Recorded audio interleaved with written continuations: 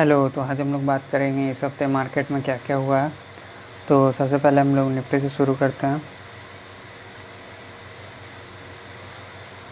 तो आप लोग देख सकते हैं निफ्टी का चार्ट स्क्रीन पे फिबोनाची लगा हुआ है और आरएसआई भी लगा हुआ है और वॉल्यूम ग्राफ भी लगा हुआ है। फ़िलहाल एक सपोर्ट लेवल टूट गया है, तो हो सकता है थोड़ा और निफ्टी नीचे की ओर आए, जो कि 24,200 के आसपास लेवल दिख रहे हैं। और वॉल्यूम ग्राफ भी यही शो कर रहा है। वॉल्यूम ग्राफ में भी थोड़ी सी गिरावट आई है वॉल्यूम में, तो हो सकता है 200-300 पॉइंट और निफ्टी गिरे। निफ्टी के बाद बैंक निफ्टी, और बाय द वे ये सब वीकली चार्ट्स हैं। बैंक निफ्टी में भी कुछ वैसा ही हाल है, बट इसका सपोर्ट एकदम पास नहीं है। 54,000 सपोर्ट है और अभी 54,400 के आसपास चल रहा है, यानी 400 पॉइंट का स्पेस अभी बच रहा है बैंक निफ्टी के पास। और इसका वॉल्यूम निफ्टी के मुकाबले काफ़ी स्टेबल दिख रहा है, तो बैंक निफ्टी में अभी मजबूती बनी हुई है। उसके बाद सेंसेक्स है। सेंसेक्स और निफ्टी एकदम सेम जैसा है। इसका सपोर्ट पॉइंट अभी 79,500 के आसपास है। उसके बाद इंडिया विक्स में थोड़ा राइज देखने के लिए मिल रहा है, बट वो इतना नहीं है कि कंसर्न है। ठीक है, अभी 11.4 है, कुछ खास बड़ा नहीं है। इंडिया विक्स के बाद यूएसडी आईएनआर में जैसा कि हम लोगों ने डिस्कशन किया था पिछली बार कि अगर यूएसडी आईएनआर बढ़ेगा तो इंडियन मार्केट गिरेगा, और वैसा ही होता हुआ दिख रहा है, क्योंकि जब भी डॉलर मजबूत होगा तो निफ्टी खिसकेगा, वो भी नीचे की ओर।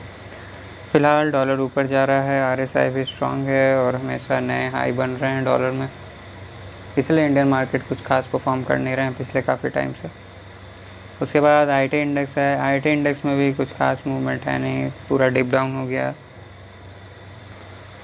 फ़िलहाल इसका सपोर्ट 32,600 के आसपास है, उसके बाद उसके नीचे कुछ है ही नहीं।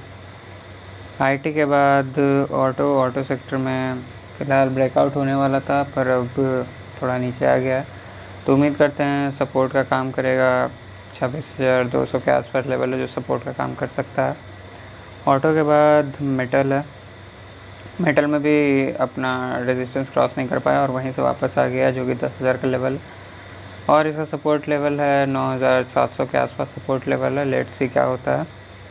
उसके बाद एफएमसीजी में कुछ खास मूवमेंट हो नहीं रहा है। पिछले काफ़ी टाइम से हम लोग डिस्कस कर रहे हैं, एक ब्लॉक में घूम रहा है। अभी तो फ़िलहाल इसका सपोर्ट फिर वैसे ही लग रहा है, नीचे 51,000 के आसपास। कुछ मूवमेंट हो नहीं रहा है एफएमसीजी में। एफएमसीजी के बाद एनर्जी में भी कुछ खास मूवमेंट नहीं है, पिछले काफ़ी टाइम से नीचे की ओर है, और अभी इसका सपोर्ट लेवल 33,500 के आसपास है सपोर्ट। एनर्जी के बाद फार्मा में एक शार्प डिक्लाइन देखने को मिल रहा है और इसका सपोर्ट लेवल 21,000 के आसपास है। फ़िलहाल कुछ कहा नहीं जा सकता है फार्मा इंडेक्स में। फार्मा के बाद इंफ्रा है। इंफ्रा में कुछ खास मूवमेंट हो नहीं रहा है, ऐसा लग रहा है ब्लॉक में घूम रहा है। 9,400 के आसपास जाता है, फिर 8,800 के आसपास, इसी के बीच में भी घूम रहा है इंफ्रास्ट्रक्चर। उसके बाद रियलिटी है। रियलिटी में कुछ हो नहीं रहा है। रियलिटी सेक्टर ऐसा लग रहा है अभी सपोर्ट के पास है, जो कि 854 दिख रहा है, पर अगर वो सपोर्ट टूटता है तो फिर सीधा 770 के आसपास आ जाएगा।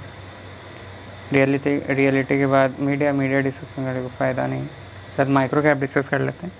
माइक्रो कैप में सपोर्ट लगभग क्रॉस हो चुका है, या फिर अगर कल अगले वीक में यहाँ से लौटता है तो ठीक है, नहीं तो फिर नीचे के लेवल्स देखने के लिए मिल सकते हैं।